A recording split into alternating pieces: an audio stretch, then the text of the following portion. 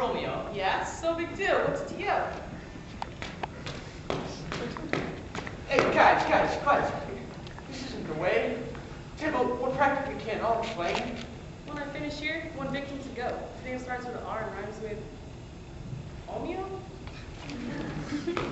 Look, guys, stop fighting. This is just as bad as putting chameleons on top of plaid. Ouch! Caramba, I've been bumbalooned. I'm the victor of this lame buffoon. Mercutio. Romeo, Friend, you dying? I feel fine, man. I'm lying. Let me pull this bumbaloon from your breast. Please, I prefer to be called at my chest. Chest, breast, whatever. Yikes, this thing won't budge. Great as that, Romeo. I hold a grudge. This stuck bumbaloon's really a pain. With Mambo food, I respect. What? Crap. How did this happen? Romeo, run! You're sitting duck! Oh, unfortunate fool, and the plaything of luck. What happened here? I'd like to explore the reason there's two dead guys here on the floor. Tybalt here, Bumballoon's good friend Mercutio, and got his bells rung by poor, sweet young Romeo. Oh, Tybalt-y, Dibblety, Dibblety, do. My brother's third cousin 4 times removed. My kingsman Tybalt lies dead on the floor. Romeo must die to even the score. Whoa there, girly girl. I'm the princess here, believe it or not. So I call the shots. I'll banish young Romeo from fair Verona as soon as I finish this year's Bologna.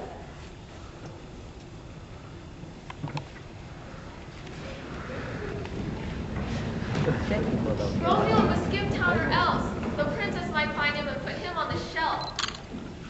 We see here young Julie as she thinks and sings. I'm wife to a banished guy. Man, that's the pits. Yeah. But there's more pits in store. Here come her parents through her bedroom door. Tybalt's death fills all our hearts with sorrow. We're bumping your wedding day up to tomorrow. This is the double most pit situation. I'm victim of my father's capitulation. I can't marry Paris because I've got a husband, and I'm sure that's illegal. Except on Paris Island. I need to get help. If I don't, then I'm stuck. This is a job for old Larry the monk. Larry, you entered my bedroom, but how? Check the script, Julie. It's my bedroom now. Is that because this is the magic of theater? Yes, my child. She's got less brains than I see on it. Larry, I need to miss this week. My wedding's tomorrow, despite my resistance. To you, Romeo, you recall, I am now wed, but they'll have me wed Paris. What not if you're dead? Listen, I got a plan, and it takes guts. And you must eat a few of these death-faking nuts. These death-faking nuts, they make you look dead. Paris can't wed if the bride's dead in bed. That you're still living won't be understood. They'll all think you're dead because these nuts, well, they were good. And after the funeral, in a few days, you'll wake up with Romeo far, far away. But how will Romeo know that I've not really croaked? I'll send him an email. I'll tell him I joke. And in a few weeks, when the last tread is trod, Romeo will sneak in and collect your vow. Okay, I'll take the nuts for evening ice cap. I'll send an email to Romeo Duck.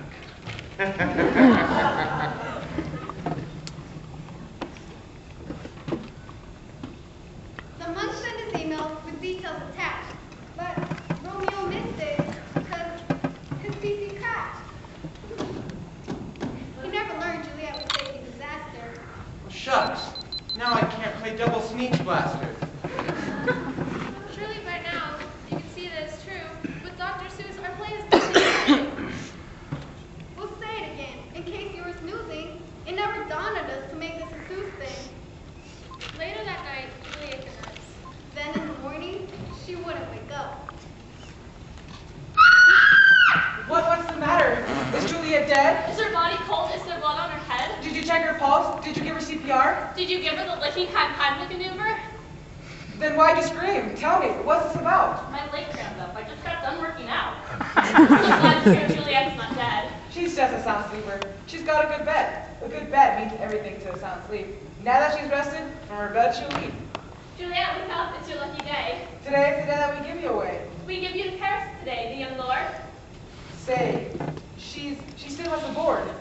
She's awfully cold. Maybe she froze in her dream. Or maybe she's dead. It's our turn to scream. Ah!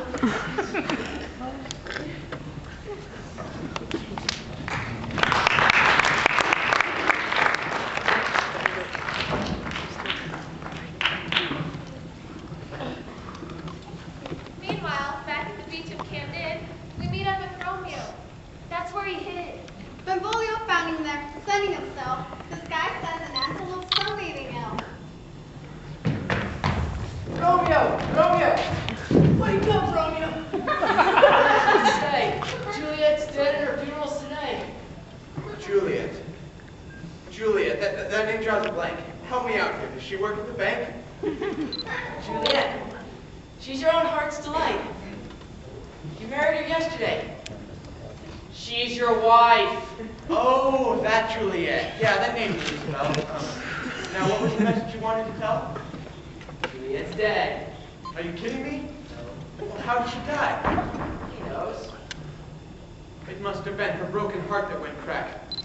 I'll kiss her one last time. I must now go back. Then, I'll consume this authentic death cracker. It'll take me quickly out of the picture. Don't try and stop me. It must be this way. Without Juliet, I shan't see one more day. My ears are deaf to your protestations. My mind is made up to have life incubation. Don't try and stop me. I will follow through. There's nothing, Benvolio, that you can do. Don't make a scene now. I've told you my mission. I am a traitor, and my real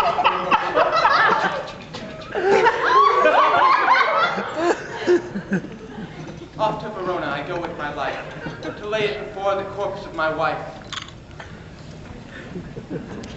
The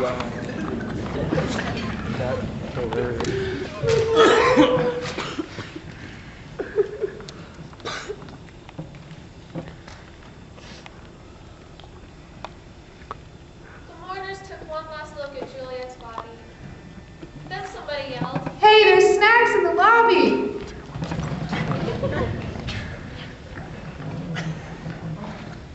Juliet, honey, to get here I ran. I tripped on a gravestone and fell on my can. I came here to give your lips one last kiss. Then, when I'm done, I'm gonna eat this. It isn't fair that I live when you're dead, so I'm going to trade my life for death instead. Here comes the kiss, so pucker her up, sister. Yippee, yahoo, you're still a great kisser. That was phase 1. Now here comes phase 2. I'll eat this cracker, then I'll be dead too.